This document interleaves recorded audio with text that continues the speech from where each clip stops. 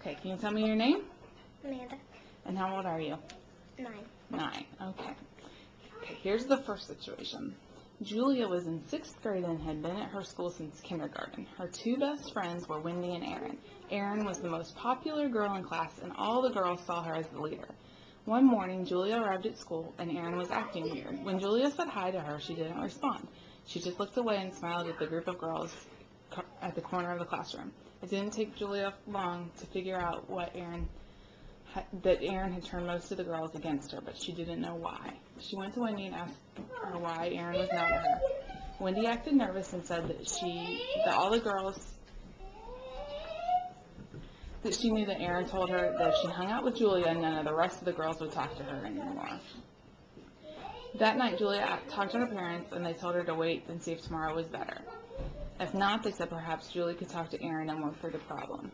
Julia felt like that would make her look stupid if everyone found out that her mom and dad had to get involved. The next day was even worse. No one wanted to hang out with her at recess, and she had to sit by herself at lunch. At the end of lunch, she went to the girls' bathroom. While she was there, a girl from her class came in and said that Erin had sent her in and that Julia had to take off her shoes and send them back to Erin or no one would talk to her tomorrow. Julia just wanted to go home. She didn't want to cry, but she was confused and hurt and scared. She gave the girl her shoes.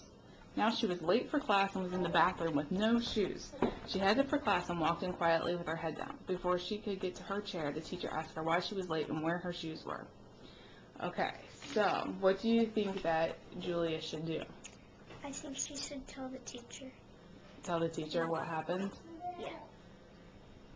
Okay, and what do you think would happen if Julia told her teacher? Everything would work out. What do you think the teacher would do? Her friend would get in trouble. Yeah. What do you think would happen if Julia lied to the teacher about what happened? He would find out sooner. Yeah. Okay. And what would you do if you were Julia? I would tell the teacher.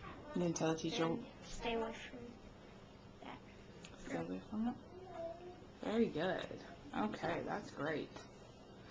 Okay. Here's the next one. Ben said goodbye to his friends and started heading for home. He was in a great mood. He had 2 weeks off from school.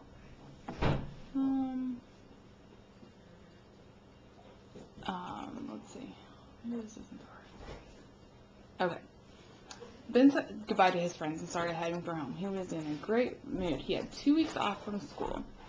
He had no homework and he could hang out with his friends if he wanted to. Things couldn't have been better. He passed the last row of stores before the hill leading to his house and something caught his eye at the bank. Something was sticking out of the ATM machine. As he got closer, he saw it was money. Ben looked around. There was nobody, no cars, nobody walking nearby. Someone must have just used the machine and then forgotten to take out the money. Whoever it was gone now.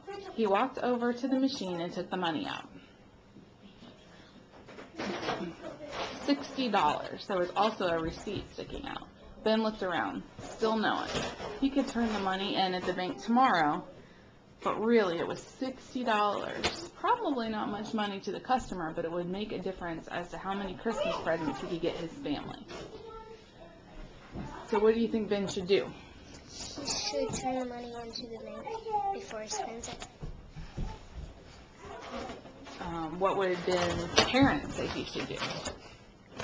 Turn the money in. Turn the money in. Who would be hurt if he kept the money? The person who got the money. Oh. And if Ben kept the money, is that considered a lie, do you think? Maybe. Yeah. So what do you think you would do if you were Ben? I would turn the money in and tell the truth. All right. Very good. Okay, now this is a short one. During story time, Samantha continuously interrupts the teacher, talks to those around her, and gets up and walks around. So what does Samantha do that's wrong in that situation?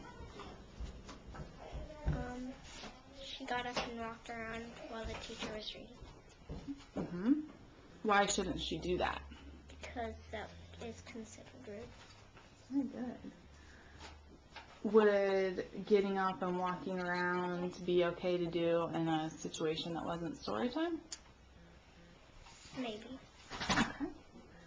If there were no rules about how children should act during story time, would it be okay to get up and walk around?